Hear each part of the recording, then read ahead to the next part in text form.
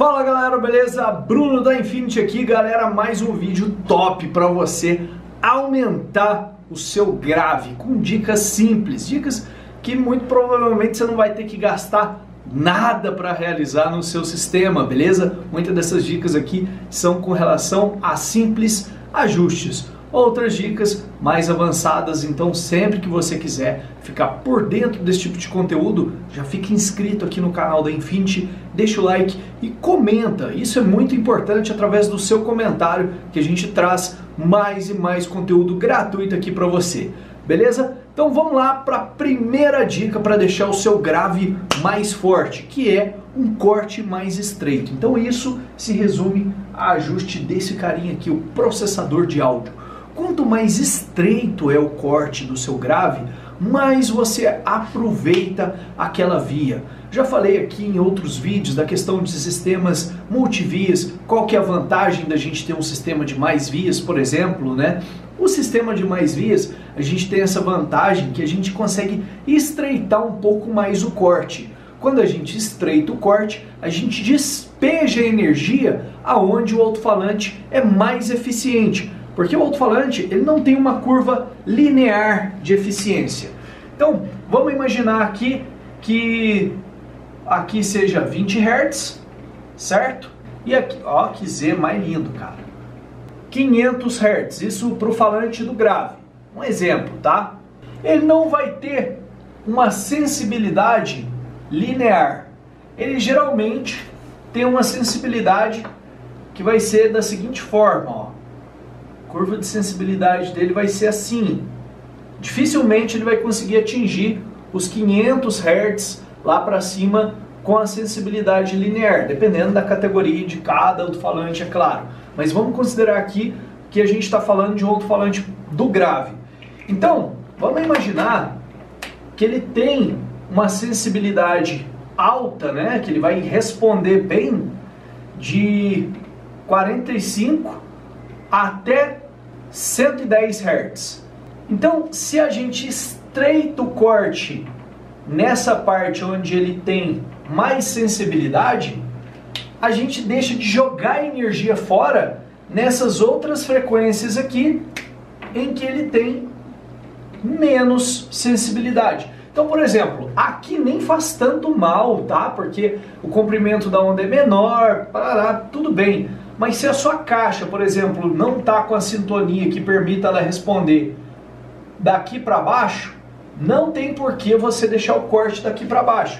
Caso você deixe o corte dali para baixo, o que vai acontecer? Você vai ter menos rendimento e mais perdas. A partir do momento que você estreitou o corte um pouco mais para cima, tá? Isso aqui o HPF, que é aqui que começa o corte sempre começa no HPF e termina no LPF. Letra minha é linda, né? Fala a verdade. Mas, brincadeiras à parte, a gente já sabe que o corte começa no HPF e termina no LPF. Então, se o HPF está um pouco mais alto e o LPF um pouco mais baixo, a gente estreitou o corte e, portanto, a gente favoreceu a otimização do sistema nesta via em questão. Beleza? Agora vamos aqui para a segunda dica, que é importantíssima. Essa já requer um pouco mais de investimento. Depende. Se você não tiver com o sistema pronto ainda, o investimento vai ser pequenininho para essa segunda dica aqui, que é a caixa correta. Pera aí, Bruno, como assim um investimento pequeno para a caixa correta? Cara, tem aí no link da descrição do vídeo, software Elisa, assinatura a partir de 2 dias, R$19,90. Se isso aí não for barato, meu amigo, eu não sei o que é, para você projetar uma caixa top.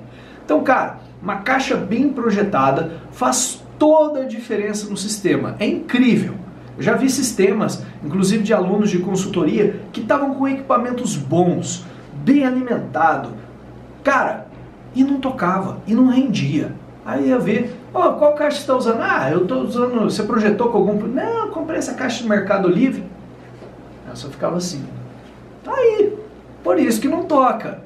Então, uma caixa correta, uma caixa bem projetada para aquela finalidade daquele alto-falante, seja ele woofer, subwoofer, é fundamental. Vejam bem, não é uma coisinha não, é fundamental para a sua via do grave tocar bem. Beleza? Vamos aqui para a terceira dica. Essa terceira dica não é só para o grave, é para o sistema como um todo, mas cabe a gente reforçar que é a alimentação adequada. A alimentação pode ser tanto a alimentação da fonte, tanto a alimentação da bateria, eu já falei isso em outros vídeos e repito, aproveito para reforçar aqui. O grave seu, olha só como é que é uma onda de grave. Vamos imaginar aqui como é que é. Ela vem, dá um pico e depois é uma onda. Então assim, o grave começa numa onda que tem uma amplitude maior, né? E depois se estende com uma amplitude menor.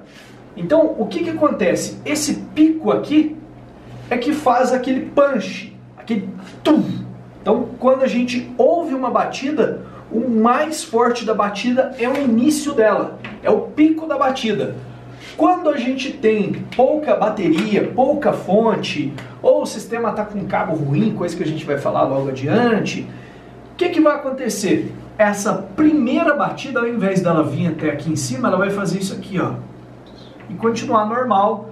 O resto vai ser praticamente igual, mas esse ponto inicial da movimentação do alto-falante vai ser diferente. Então isso altera e muito o punch. Você perdeu isso aqui, perdeu a amplitude do início da batida, você perdeu aquele punch. Aí vai ficar aquele grave xoxo, aquele grave que você, cara, você fala, meu, tá faltando alguma coisa nesse som, não tá vindo aquele tum, aquele, né? E isso também é influenciado pela potência do amplificador. Claro que a gente tem que falar aqui de alimentação, a gente está falando tanto a alimentação das baterias, como ter um amplificador de preferência, no mínimo, 2 vezes mais forte do que o alto-falante. Só não recomendo isso quando é para o cara leigo, o cara não sabe o que está fazendo, não deixa distorção passar e tal. Aí você casa a potência do alto-falante certinho com a potência do módulo. Mas quando é um sistema em que você vai utilizar o limiter, vai projetar bem, vai fazer um trabalho bem bacana, no mínimo 2 vezes a potência do alto-falante em amplificador, porque é o amplificador que vai garantir também que o sinal que vai para o alto-falante tenha essa amplitude necessária e, portanto, consiga performar dessa maneira, dar esse tum bem legal, beleza? Então essa foi a terceira dica e, cara, tudo isso aqui, antes de montar o sistema, já dá para você ter uma noção, já dá para você ir se planejando. Então comenta aí se essas dicas de até agora foram úteis, beleza? Vamos aqui agora para a quarta dica. Cara, de nada adianta você ter a caixa correta, o amplificador correto, a bateria, fonte, se você não tem o fio correto. Pelo amor de Deus, não usa aqueles fios de alumínio cobreado, aqueles fios que com o tempo oxida tudo. Não, cara. Fio tem que ser caro. Pra ser bom, é caro, vai. Porque o cobre tá caro, a gente tá em crise, infelizmente. Não sou eu que precifico as coisas antes de alguém querer me xingar ou querer me condenar por isso, infelizmente. Mas é pior ainda você não gastar com o cobre, né, do fio caro, ter gastado com todo o sistema e deixar o sistema ruim por conta de não utilizar fiação de boa qualidade. E para você dimensionar a fiação, tanto que vai da bateria até o amplificador, quanto do amplificador até os transdutores, eu vou deixar cards aqui, o pessoal já conhece o nosso canal, já sabe como é que funciona, tudo belezinha, para você se inteirar e ficar ali a par de como que você vai escolher o fio correto para o seu sistema, beleza? Agora vamos aqui para a quinta e última dica, que talvez seja a mais importante, que é você casar corretamente a impedância dos equipamentos que você tem com o amplificador que você está utilizando. Cara, isso é fundamental para o grave vir forte. Não adianta nada. Eu, por exemplo, tenho um amplificador lá eu tenho aqui, ó, de 12 mil, certo? Ele é 1 ohm de impedância. Então isso significa que em 4 ohms, por exemplo, ele vai mandar só 3 mil aproximadamente. Ah, mas é um amplificador de 12 mil. Mas eu não casei a impedância, como é que eu quero que mande toda a potência? Então eu vou deixar links aqui de vídeos para você aprender a casar impedância, porque tem gente que pensa, impedância é muito difícil. Não é, cara. É muito simples. Eu busco sempre, eu tomo um cuidado muito grande aqui de trazer a fórmula o mais enxuta, o mais prática possível. Enquanto tem gente querendo complicar para falar para você que é muito difícil, para falar que você não é capaz, para se vangloriar da sua superioridade intelectual, eu gosto de vir aqui na contramão desses caras. Eu gosto de vir aqui simplificar, para provar que você também é capaz de aprender, para provar que você também é capaz de fazer as escolhas coerentes para o teu sistema. Beleza? Eu espero de coração que esse vídeo seja útil. Vou ficando por aqui. Aquele abraço e até a próxima!